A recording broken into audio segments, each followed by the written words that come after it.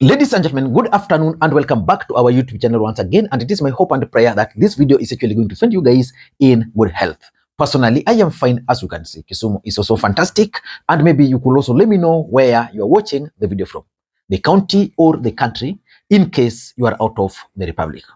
Ladies and gentlemen, is Raila Odinga grooming Pauline Njoroge for the Nairobi women representative position in 2027? That is the question that majority of Kenyans are currently asking.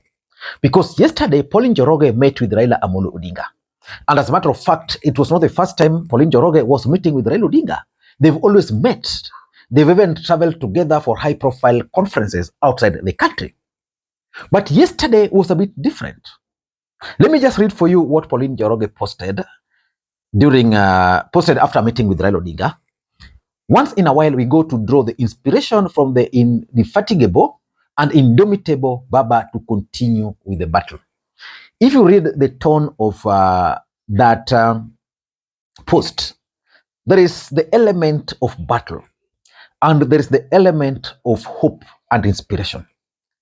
And then, that's not the interesting thing.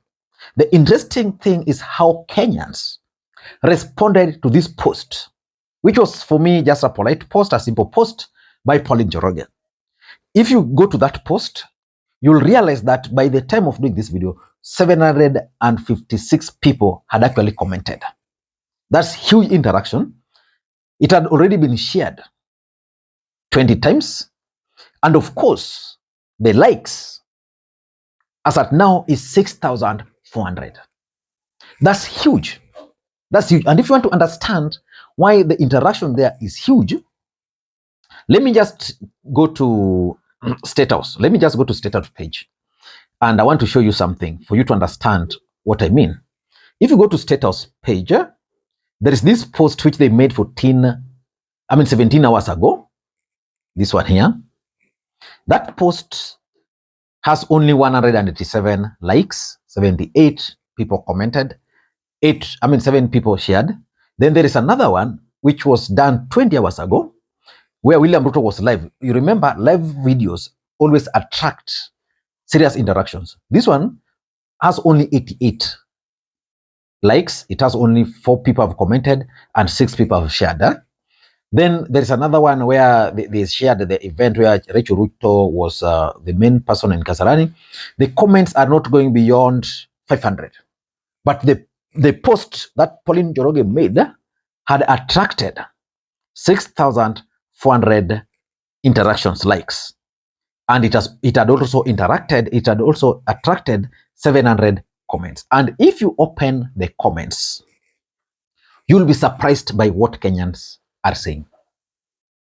Kenyans are suggesting that Raila Odinga is preparing Pauline Njoroge for politics. Let me tell you one thing, Maina.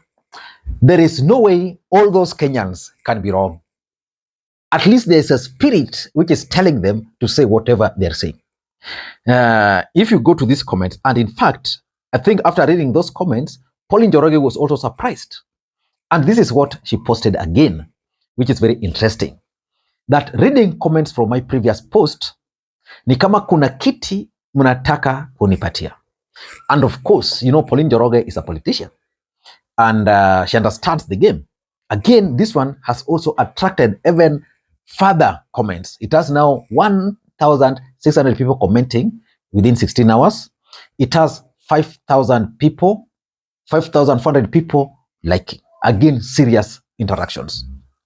But do you think these Kenyans can just be wrong that there is something which Raila Odinga is preparing Pauline Njoroge for? In my view, Pauline Njoroge must be ready to be the next women rep for Nairobi. And I'm going to explain why probably Raila Odinga is also preparing her. But before we do that, for those who are watching this channel for the first time, please take a second or two, click that subscribe button so that next time we produce a video like this, YouTube will automatically notify you. And to the subscribers, I want to continue thanking you guys for your continued support. Because without that support, this channel cannot be where it is. Ladies and gentlemen, without any further ado, allow me to dive in. First of all, who is Pauline Njoroge? Let us begin from there. Of course, we all know that you don't need any introduction to know who Pauline Njoroge is as far as the Republic of Kenya is concerned. Pauline Njoroge is one of the communication strategists, or was one of the communication strategists for TNA when TNA was formed. As a matter of fact, in 2017, when Uhuru and Ruto were going for re-election, Pauline Njoroge was basically the face of communications in Jubilee. Most people credited Itumbi, but some of us who are following politics, you'll realize, because by that time I was also doing some work for the NASA team, you'll realize that the main engine was actually Pauline Njoroge. Facts, figures. You know, Pauline Njoroge's kind of brand of communications is based on figures, so she would always respond on figures. So after the fallout between Ruto and Uhuru, that was 2017, after the 2017 election, actually after the handshake, which was in August 2018, right? That's when Pauline Njoroge now emerged. Because after that, at some point, Uhuru Kenyatta kicked out Dennis Itumbi and the team from his side. Then Pauline Njoroge, I think there was Pauline Njoroge, there was Pauline Kapinga. Those were now the face of Uhuru Kenyatta's online soldiers. And Pauline Njoroge would single-handedly manage Dennis Itumbi and the group. So when Uhuru Kenyatta decided to support Raila Odinga, Pauline Njoroge was at the right place.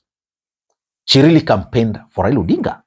And of course, Raila Odinga lost. I am sure if Raila Odinga had won the presidency today, probably Pauline Njoroge would have been a minister, a permanent secretary, or something very senior in government. Then after Raila Odinga lost the seat to Ruto, most allies of Uhuru Kenyatta started drifting towards Ruto. You talk of all of them, most of them. Pauline Njoroge was the only man in quotes standing with Uhuru Kenyatta up to this stage.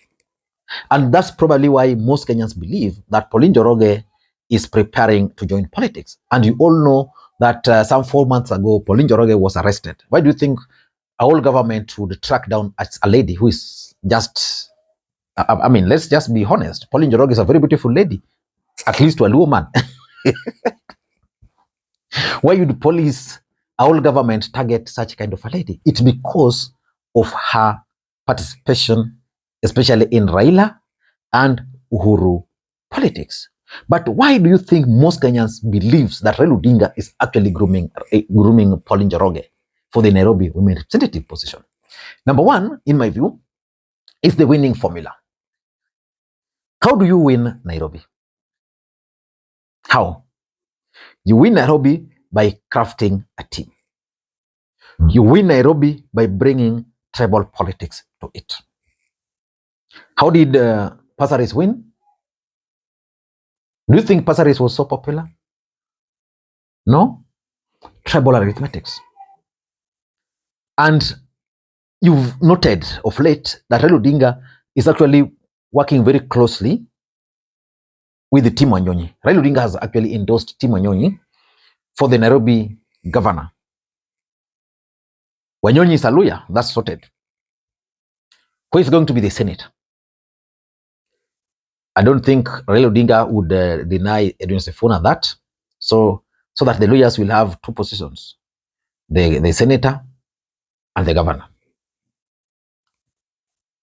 That is Bungoma and the other lawyer subscribe. Then, women rep now, you get Pauline Njoroge, a Kikuyu. Pauline Njoroge will come with the Kikuyu name, which will bring Kikuyu votes, and then you add the youthful votes. Majority of young people will vote for Pauline Njoroge. Definitely. So most people believe that Raila Odinga is currently crafting a winning formula for Nairobi because already Pasaris is out of equation. At some point, I thought Raila Odinga would front Rachel Shebesh, but Shebesh, I think, has decided to take a low profile. So that number two is Pauline Njoroge's loyalty. Now, if you look at Raila Odinga and the people who have betrayed him, and you compare with the loyalty of Pauline Njoroge to Uhuru Kenyatta, then you would admire. Who would not admire the loyalty of Pauline Njoroge on his side? Who would not? And I look up to His Excellency, former President Uhuru Kenyatta for mentorship, because he's an aspirational leader. Ni ule leader unaweza ambia mtoto wako, angalia venye huyu kiongozi anaendelea, sababu siku moja naweza taka ukue aje, ukue kama kiongozi yule. Lakini sasa do we have leaders, so many leaders that we can tell our children to look up to. And Uhuru Kenyatta, being an inspirational and a visionary leader, he not only built infrastructure that is going to support this country for another 20 years, 30 years, but he also remembered that people who do not know their history are bound to repeat it. Watu wenye hawajui historia yao ama heritage yao, wanaweza enda wafanye makosa yenye yalifanywa huko mbeleni. Na ndivyo akajenga kitu tunaita Uhuru Garden Museum. Hiyo museum, it captures our good history and our bad history, because even from the bad we need to learn. And sasa naona watu wengine wanaenda huko, it has everything from the struggle for independence to post election violence, the bad and the good. But sasa tunaona watu wengine wanajaribu kuenda huko sababu wako na wageni next week, tuna wageni next week na hawajawahi fika huko, sababu hiyo museum ikijengwa, mabarabara zikijengwa, wao walikuwa juu ya nini? Ya gari. Let's face it, after the last election, even people like Matiang'i succumbed to the pressure. Pauline Njoroge is still very strong, has been arrested, but still consistent on her support. Pauline Njoroge at one point told Kenyans that these guys even tried to bribe her with 40 million Kenya shillings, which she rejected. Who would not want someone loyal like that on his side? Remember, for example, Raila Odinga has had someone called Silas Jakakimba, a man whose politics has revolved around Raila Odinga. In fact, Silas Jakakimba has always maintained that it's Raila Odinga who gave him that name, Jakakimba, because he comes from Jakakimba village, and Raila went there. So Raila just started calling him Jakakimba.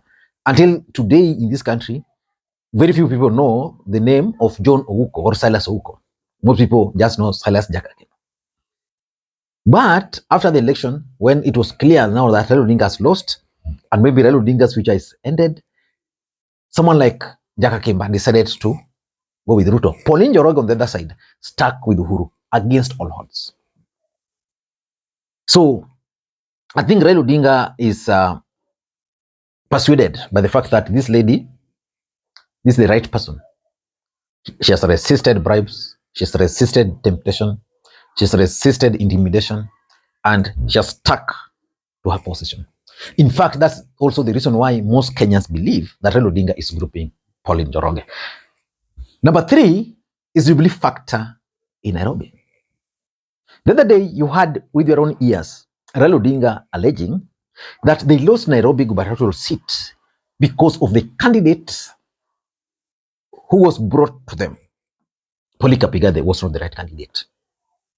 So I think in Raila Odinga's estimation, he has figured out that for them to succeed in Nairobi, of course, the Jubilee factor has to be there. So ODM presidential candidate, ODM gubernatorial candidate, Jubilee now women rep. And who in Jubilee can actually become the women rep? Pauline Njoroge is automatic choice. So for me, I think Pauline Njoroge is going to go for this seat. Personally, I've never met Pauline Njoroge. I want to be honest, but we speak, we talk a lot. But I've never met her. But if she were to run today, I'd actually leave Kisumu here for some days, camp in Nairobi, campaign for her. I'll definitely use this platform to ask you guys to raise money for her campaign. Because Kenya need such kind of a politician. If you were to compare, for example, Pauline Njoroge and Rose Nyamunga, the former Kisumu senator. You know, Rose Nyamunga was Kisumu women representative, courtesy of the support of Raila Odinga. She never even won that. Raila Odinga just liked her because of the relationship with the Mama Ida. She lost. Then she was nominated to Senate. Nominated. You were favored to get the seat, women rep. She did nothing. She failed. The Kisumu residents, removed her, rejected her. ODM nominated her as a senator. 5 years, she lost. She became the first person to dump Raila Odinga. So, you will definitely pick Pauline Njoroge. And lastly, I also tend to think that Pauline Njoroge, being a politician, must have also realized that Esther Passaris actually goofed. And because of Esther Passaris' goof, the ODM support base will not forgive her. So Pauline Njoroge is making that tactical move. She's scheming on how she can persuade. She's scheming on how she can persuade the ODM support base to her side. In fact,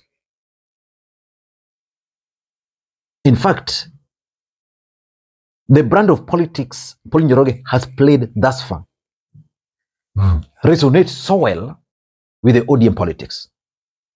So what I'm not so sure about is whether these ODM supporters can vote for Pauline Njoroge as a Jubilee candidate, or whether they can vote for Pauline Njoroge as an ODM candidate. So it means also that Pauline Njoroge will also have to make that very tough decision. If she wants Nairobi, stick with Jubilee, or move to ODM party. Because already, I think she's the deputy organizing secretary of UDM, of Jubilee party. I don't know what to think. That's my take. Until next time, Lee Makwiny. Bye-bye. By the way, if elections were to be held today, can you vote for Pauline Njoroge? Yes or no? Let me read your answer in the comment section. Bye-bye.